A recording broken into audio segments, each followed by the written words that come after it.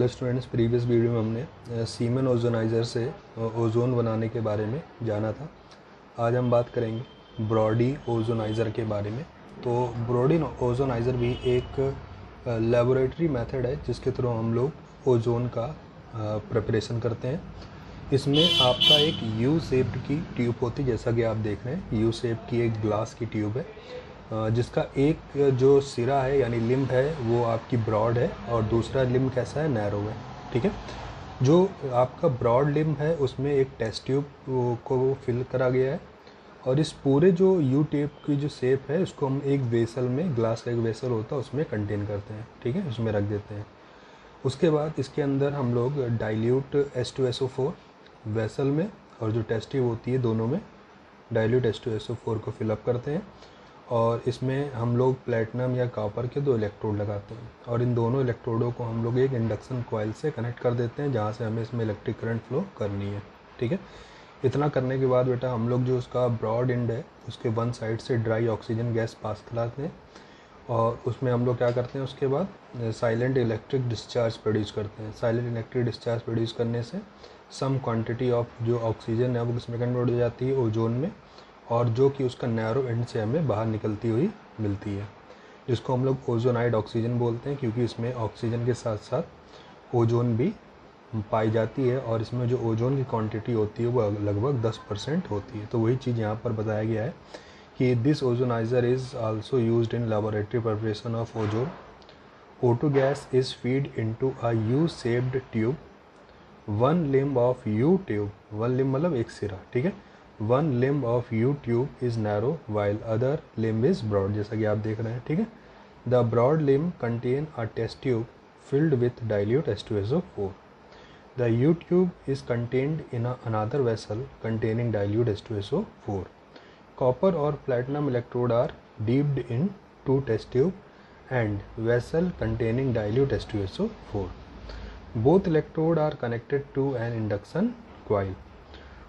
O2 gas is passed slowly through the annular space at lower temperature and subject to silent electric discharge. O2 is partially converted into ozone. The ozonide oxygen thus obtained is found to contain about 10% ozone. ठीक है, तो इस तरह से पूरा settlement होता है इसमें, जैसा कि हमने बताया। इसमें एक लेबोरेटरी प्रिपरेशन होती है।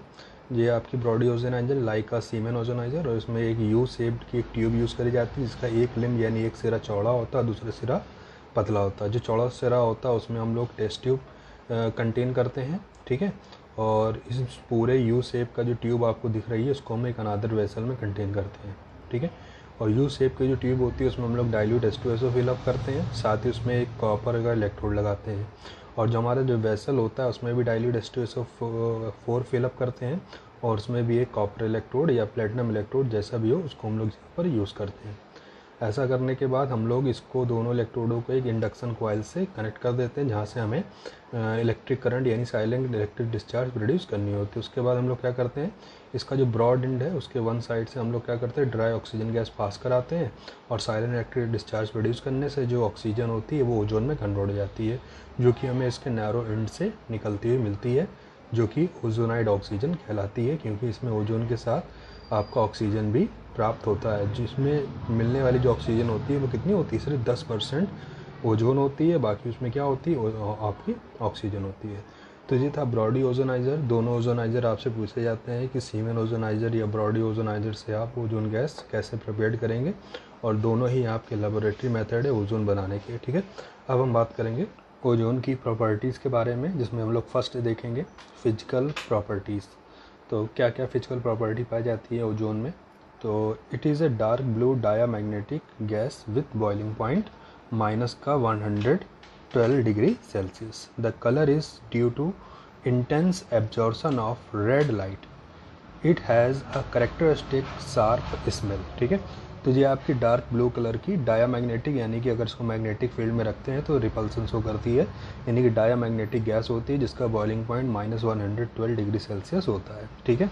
इसका जो कलर होता है वो इंटेंस जो कलर आ रहा है वो रेड लाइट एब्जॉर्ब करने की वजह से आता है। ठीक है, रेड लाइट एब्जॉर्ब करने के बाद जब उसका एमिशन करती है, यानी लॉन्गर वेवलेंथ की लाइट को एब्जॉर्ब करके जब शॉर्टर वेवलेंथ की लाइट इमिट होती है तो वो हमें कैसी दिखाई देती है, ब्लू कलर। ठीक है, और साथ ही इसकी जो स्मेल होती है वो एकदम शार्प होती है, शार्प यानी जैसे फिश लाइक स्मेल यहाँ से हमें मिलती है ओजोन की। ठीक है, तो ये कुछ फिजिकल प्रॉपर्टी थी।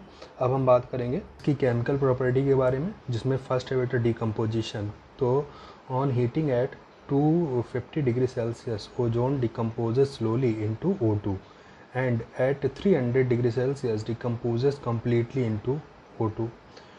Lead oxide, magnesium oxide, platinum etc. act as a catalyst in the decomposition. ठीक है, तो अगर हम लोग इसको ओजोन लें और ओजोन को हम प्लेटिनम लेड ऑक्साइड या प्लेटिनम या मैग्नीज ऑक्साइड कैटलिस्ट की प्रेजेंस में 250 डिग्री सेल्सियस पर डिकम्पोजिशन कराएं, तो फर्स्ट आपका पहले ऑक्सीजन जो 250 डिग्री सेल्सियस पार्सली डिस्कम्पोज होती है, मतलब कम्प्लीटली डिसोसिएशन नहीं होता ओजोन का। बट और यही टेम्परेचर हम अप्रॉक्स 300 डिग्री सेल्सियस तक ले जाए तो जो ओजोन होती है वो कम्प्लीटली डिकम्पोज हो जाती है, किसमें, आपकी O2 में। साथ ही इसमें कुछ एनर्जी भी बाहर रिलीज़ होती है, यानी जो प्रोसेस जो होता है वो आपका एक्सोथर्मिक होता है। ठीक है, यानी कि 2O3 रिवर्सिबल का सिंबल 3O2। साथ में यहाँ पर क्या देख रहे हैं आप, माइनस का 68 किलो कैलोरी, और माइनस सिंबल क्या बता रहा है, जो प्रोसेस आपका एक्सोथर्मिक है, यानी यहाँ पर एनर्जी रिलीज़ होती है। ठीक है, अब हम बात करेंगे इसके second property,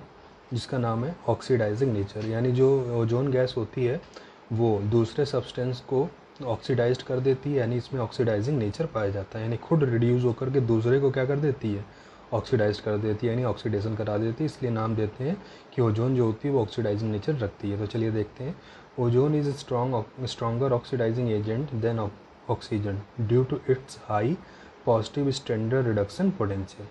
ozone itself is reduced to give oxygen and nascent oxygen। ठीक है, तो ओजोन जो होती है वो डाई ऑक्सीजन यानी O2 से भी पावरफुल ऑक्सीडाइजिंग एजेंट होती है। इसका रीज़न क्या होता है कि इसका जो स्टैंडर्ड रिडक्शन पोटेंशियल होता है बहुत ही हाईली पॉजिटिव होता है। ठीक है, इस वजह से जो डिकम्पोज होकर के खुद तो रिड्यूस होती है, और रिड्यूस होकर के ये क्या बनाती है, dioxygen plus nascent oxygen. ठीक है, तो O3 decomposes to O2 plus nascent oxygen, जिसको हम लोग ब्रैकेट में करके लिखते हैं। ठीक है, अब हम लोग क्या करेंगे, इसका अदर सब्सटेंस का ऑक्सीडेशन कराएंगे, जैसे कि it oxidises lead sulphide into lead sulphate.